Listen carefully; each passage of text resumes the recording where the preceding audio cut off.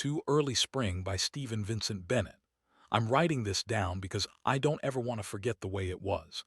It doesn't seem as if I could now, but they all tell you things change. And I guess they're right. Older people must have forgotten or they couldn't be the way they are. And that goes for even the best ones like Dad and Mr. Grant. They try to understand, but they don't seem to know how. And the others make you feel dirty or else they make you feel like a goof. Till pretty soon you begin to forget yourself, you begin to think, well, maybe they're right and it was that way, and that's the end of everything. So I've got to write this down, because they smashed it forever, but it wasn't the way they said. Mr. Grant always says in comp class, begin at the beginning. Only I don't know quite where the beginning was. We had a good summer at Big Lake, but it was just the same summer. I worked pretty hard at the practice basket I rigged up in the barn, and I learned how to do the back jackknife. I'll never dive like Carrie, but you want to be as all-around as you can. And when I took my measurements at the end of the summer, I was 5 ft, 9¾ and I'd gained 12 pounds. 6 Oz.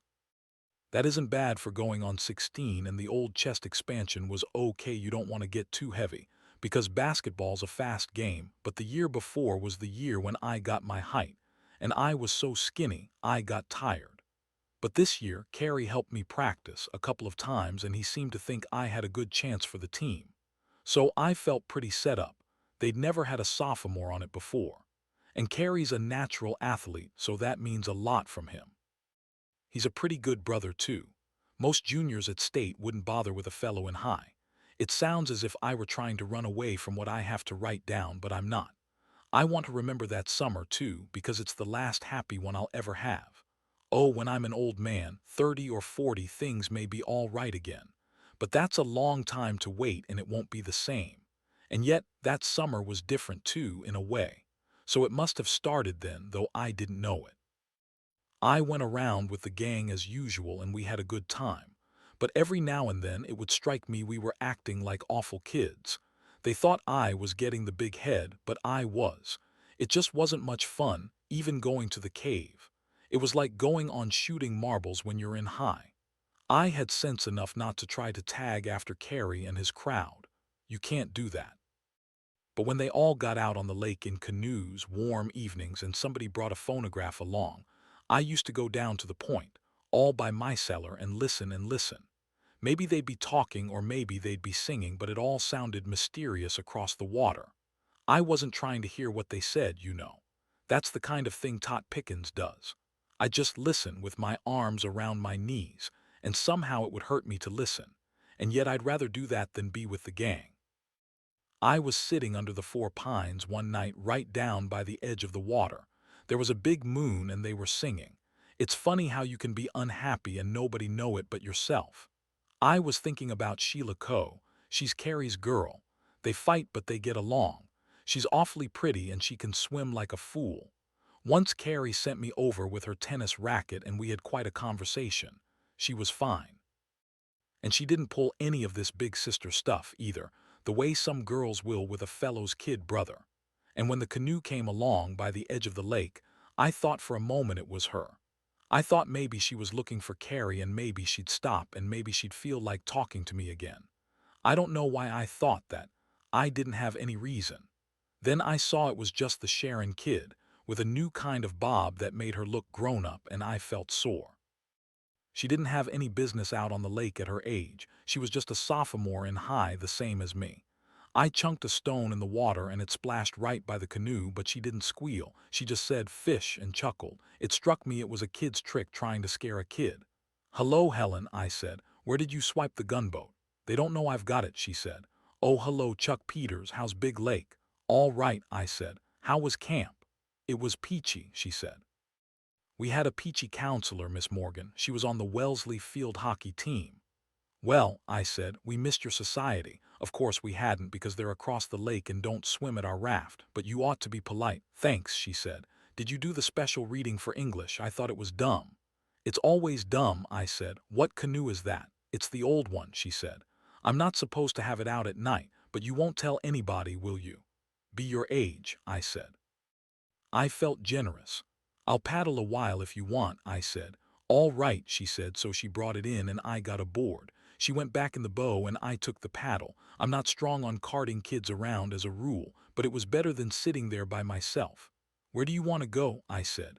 Oh, back towards the house, she said in a shy kind of voice.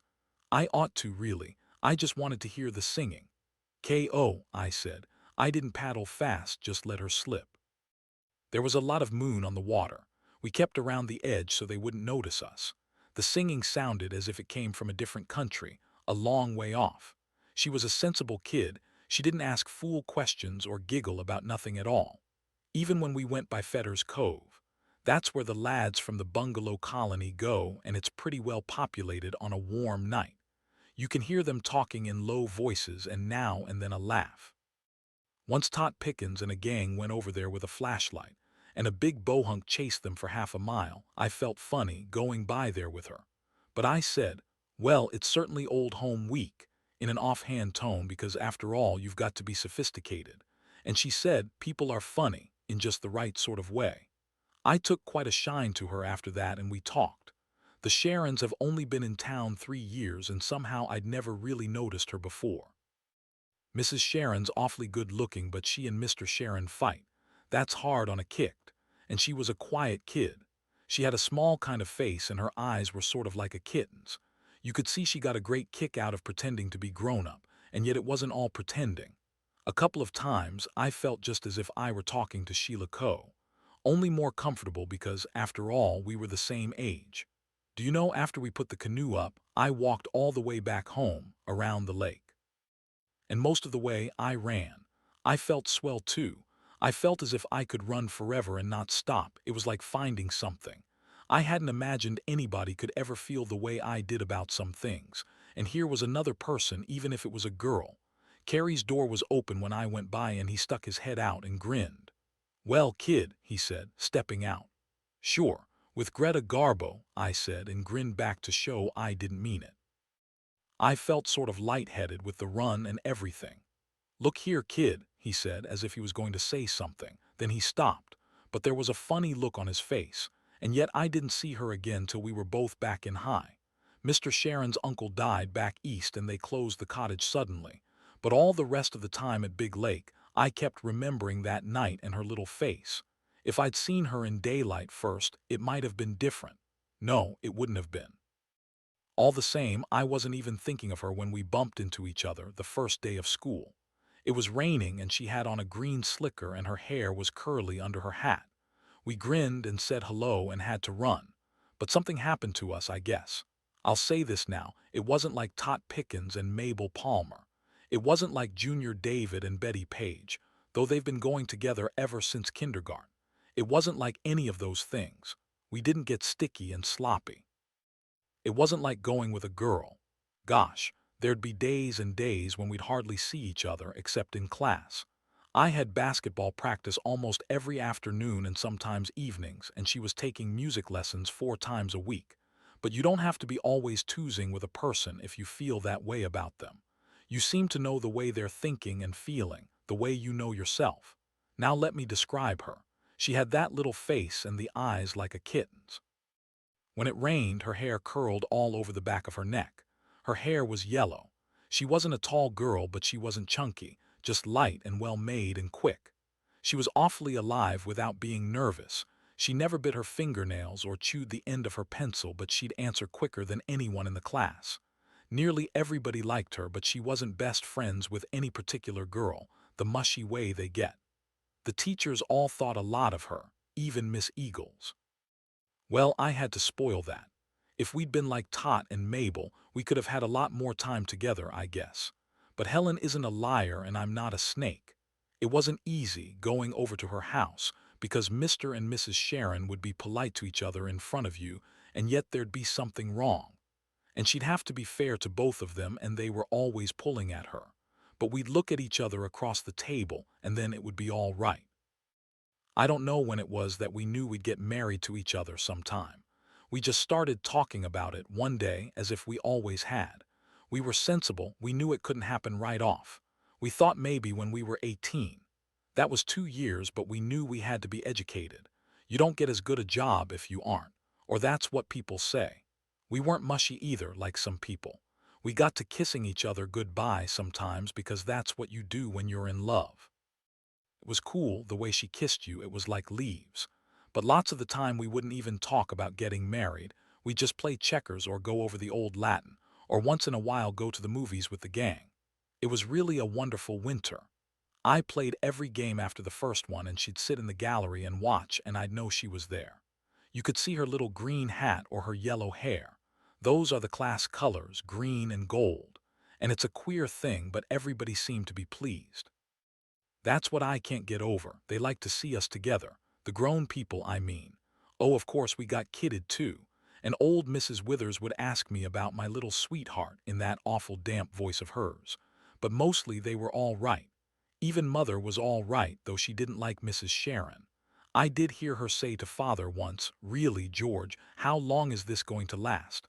Sometimes I feel as if I just couldn't stand it."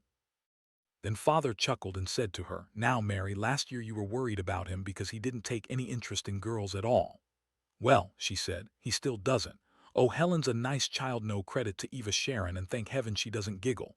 Well, Charles is mature for his age too, but he acts so solemn about her. It isn't natural." "Oh, let Charlie alone," said Father. "The boy's all right. He's just got a one-track mind." But it wasn't so nice for us after the spring came. In our part of the state, it comes pretty late as a rule, but it was early this year. The little kids were out with scooters when usually they'd still be having snow fights, and all of a sudden, the radiators in the classrooms smelt dry.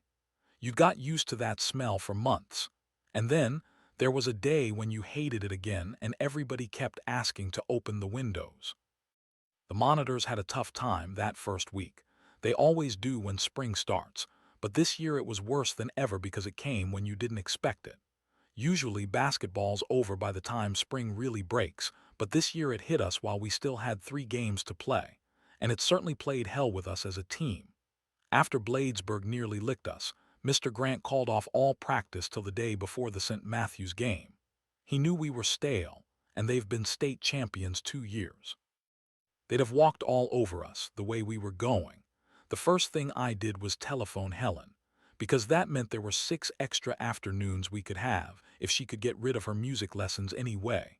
Well, she said, wasn't it wonderful her music teacher had a cold? And that seemed just like fate. Well, that was a great week and we were so happy. We went to the movies 5 times and once Mrs. Sharon let us take her little car. She knew I didn't have a driving license, but of course I've driven ever since I was 13, and she said it was all right. She was funny. Sometimes she'd be awfully kind and friendly to you, and sometimes she'd be like a piece of dry ice. She was that way with Mr. Sharon too. But it was a wonderful ride. We got stuff out of the kitchen. The cook's awfully sold on Helen, and drove way out in the country. And we found an old house with the windows gone on top of a hill and parked the car and took the stuff up to the house and ate it there. There weren't any chairs or tables, but we pretended there were. We pretended it was our house after we were married. I'll never forget that. She'd even brought paper napkins and paper plates and she set 2 places on the floor. "Well, Charles," she said, sitting opposite me with her feet tucked under, "I don't suppose you remember the days we were both in school." "Sure," I said. She was always much quicker pretending things than I was. "I remember them all right. That was before Tot Pickens got to be president." And we both laughed. "It seems very distant in the past to me. We've been married so long," she said, as if she really believed it. She looked at me.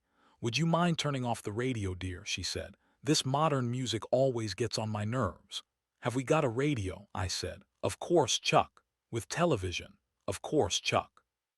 "Gee, I'm glad," I said. I went and turned it off. "Of course, if you want to listen to the late market reports," she said, just like Mrs. Sharon. "Nope," I said. "The market closed firm today, up 26 points. That's quite a long way up, isn't it?" "Well, the country's perfectly sound at heart in spite of this damn fool Congress," I said, like Father. She lowered her eyes a minute, just like her mother, and pushed away her plate. "I'm not very hungry tonight," she said. "You won't mind if I go upstairs?" "Aw, don't be like that," I said. It was too much like her mother. "I was just seeing if I could," she said. "But I never will, Chuck." "I'll never tell you you're nervous either," I said. "Oh gosh," she grinned, and it was all right.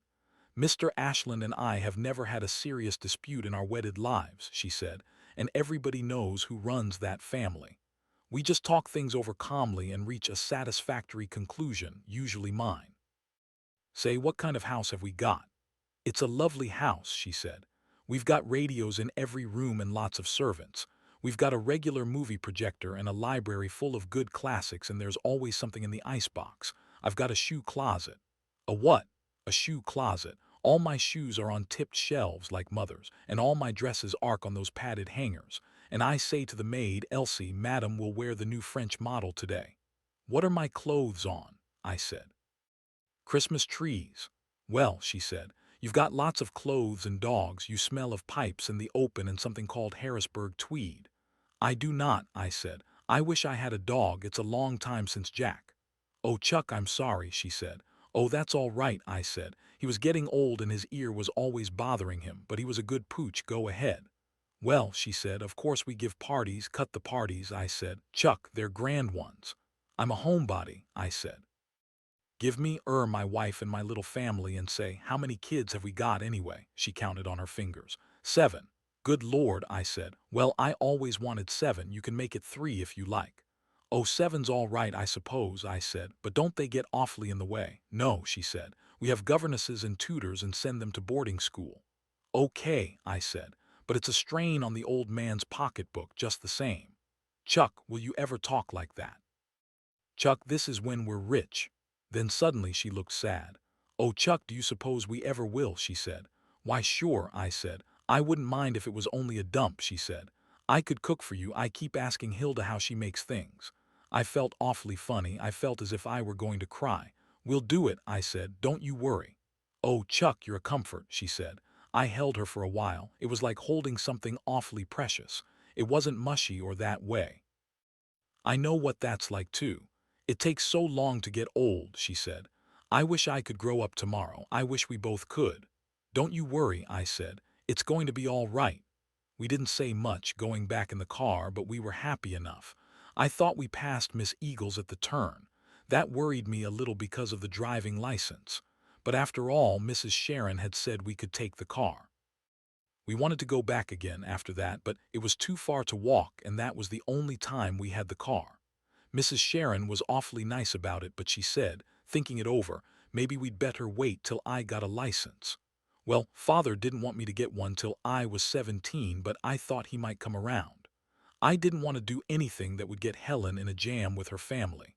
That shows how careful I was of her, or thought I was. All the same, we decided we'd do something to celebrate if the team won the St. Matthew's game. We thought it would be fun if we could get a steak and cook supper out somewhere, something like that. Of course, we could have done it easily enough with a gang, but we didn't want a gang. We wanted to be alone together the way we'd been at the house. That was all we wanted. I don't see what's wrong about that. We even took home the paper plates so as not to litter things up. Boy, that was a game. We beat them 36-34, and it took an extra period, and I thought it would never end. That 2-goal lead, they had looked as big as the Rocky Mountains all the first half, and they gave me the full school cheer with 9 Peters when we tied them up. You don't forget things like that. Afterwards, Mr. Grant had a kind of spread for the team at his house, and a lot of people came in. Carrie had driven down from state to see the game, and that made me feel pretty swell. And what made me feel better yet was his taking me aside and saying, listen, kid, I don't want you to get the swelled head, but you did a good job. Well, just remember this. Don't let anybody kid you out of going to state. You'll like it up there. And Mr. Grant heard him and laughed and said, well, Peters, I'm not proselytizing, but your brother might think about some of the Eastern colleges. It was all like the kind of dream you have when you can do anything. It was wonderful. Only Helen wasn't there because the only girls were older girls. I'd seen her for a minute, right after the game, and she was fine, but it was only a minute. I wanted to tell her about that big St. Matthew's forward and, oh, everything. Well, you like to talk things over with your girl. Father and Mother were swell, but they had to go on to some big shindy at the country club. And Carrie was going there with Sheila Coe. But Mr. Grant said he'd run me back to the house in his car, and he did. He's a great guy. He made jokes about my being the infant phenomenon of basketball, and they were good jokes too. I didn't mind them. But all the same, when I'd said good night to him and gone into the house, I felt sort of let down. I knew I'd be tired the next day, but I didn't feel sleepy yet. I was too excited. I wanted to talk to somebody. I wandered around downstairs and wondered if Ida was still up. Well, she wasn't, but she'd left half a chocolate cake, covered over on the kitchen table, and a note on top of it. Congratulations to Mr. Charles Peters.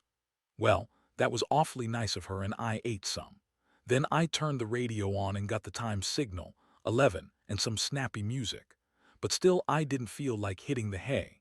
So I thought I'd call up Helen, and then I thought probably she's asleep and Hilda or Mrs. Sharon will answer the phone and be sore. And then I thought, well, anyhow, I could go over and walk around the block and look at her house. I'd get some fresh air out of it anyway, and it would be a little like seeing her. So I did, and it was a swell night, cool and a lot of stars, and I felt like a king walking over. All the lower part of the Sharon house was dark, but a window upstairs was lit. I knew it was her window. I went around back of the driveway and whistled once, the whistle we made up. I never expected her to hear. But she did, and there she was at the window, smiling. She made motions that she'd come down to the side door. Honestly, it took my breath away when I saw her. She had on a kind of yellow thing over her night clothes, and she looked so pretty. Her feet were so pretty in those slippers. You almost expected her to be carrying one of those animals that kids like. She looked young enough. I know I oughtn't to have gone into the house, but we didn't think anything about it. We were just glad to see each other. We hadn't had any sort of chance to talk over the game. We sat in front of the fire in the living room, and she went out to the kitchen and got us cookies and milk. I wasn't really hungry, but it was like that time at the house, eating with her. Mr. and Mrs. Sharon were at the country club too, so we weren't disturbing them or anything. We turned off the lights because there was plenty of light from the fire, and Mr. Sharon's one of those people who can't stand having extra lights burning. Dad's that way about saving string. It was quiet and lovely, and the firelight made shadows on the ceiling. We talked a lot, and then we just sat, each of us knowing the other was there. And the room got quieter and quieter, and I'd told her about the game, and I didn't feel excited or jumpy anymore, just rested and happy. And then I knew by her breathing that she was asleep, and I put my arm around her for just a minute, because it was wonderful to hear that quiet breathing and know it was hers. I was going to wake her in a minute. I didn't realize how tired I was myself. And then we were back in that house in the country, and it was our home, and we ought to have been happy. But something was wrong because there still wasn't any glass in the windows, and a wind kept blowing through them, and we tried to shut the doors, but they wouldn't shut. It drove Helen distracted, and we were both running through the house, trying to shut the doors, and we were cold and afraid. Then the sun rose outside the windows, burning and yellow and so big it covered the sky, and with the sun was a horrible weeping voice. It was Mrs. Sharon saying, "Oh my God, oh my God." I didn't know what had happened for a minute when I woke, and then I did, and it was awful. Mrs. Sharon was saying, "Oh, Helen, I trusted you," and looking as if she were going to faint. And Mr. Sharon looked at her for a minute, and his face was horrible, and he said, "Bread in the bone," and she looked as if he'd hit her. Then he said to Helen, "I don't want to think of what they said. I don't want to think of any of the things they said. Mr. Sharon is a bad man, and she is a bad woman, even if she is Helen's mother. All the same, I could stand the things he said better than hers. I don't want to think of any of it, and it is all spoiled now. Everything is spoiled." Miss Eagles saw us going to that house in the country, and she said horrible things. They made Helen sick, and she hasn't been back at school. There isn't any way I can see her, and if I could, it would be spoiled. We'd be thinking about the things they said. I don't know how many of the people know at school, but Tot Pickens passed me a note, and that afternoon I caught him behind his house. I'd have broken his nose if they hadn't pulled me off. I meant to. Mother cried when she heard about it, and Dad took me into his room and talked to me. He said, "You can't lick the whole town, but I will anybody like Tot Pickens. Dad and Mother have been all right, but they say things about Helen, and that's almost worse. They're for me because I'm their son, but they don't understand. I thought I could talk to Carrie, but I can't. He was nice, but he looked at me such a funny way. I don't know, sort of impressed. It wasn't the way I wanted him to look, but he's been decent. He comes down almost every weekend, and we play catch in the yard. You see, I just go to school and back now. They want me to go with the gang the way I did, but I can't do that. Not after Tot. Of course my marks are a lot better because I've got more time to study now. But it's lucky I haven't got Miss Eagles, though Dad made her apologize. I couldn't recite to her. I think Mr. Grant knows because he asked me to his house once and we had a conversation. Not about that, though I was terribly afraid he would. He showed me a lot of his old college things and the gold football he wears on his watch chain. He's got a lot of interesting things. Then we got talking somehow about history and things like that and how times had changed. Why there were kings and queens who got married younger than Helen and me. Only now we lived longer and had a lot more to learn, so it couldn't happen now. It's civilization, he said, and all civilization is against nature. But I suppose we've got to have it, only sometimes it isn't easy. Well, somehow or other that made me feel less lonely. Before that, I'd been feeling that I was the only person on earth who'd ever felt that way. I'm going to Colorado this summer to a ranch, and next year I'll go east to school.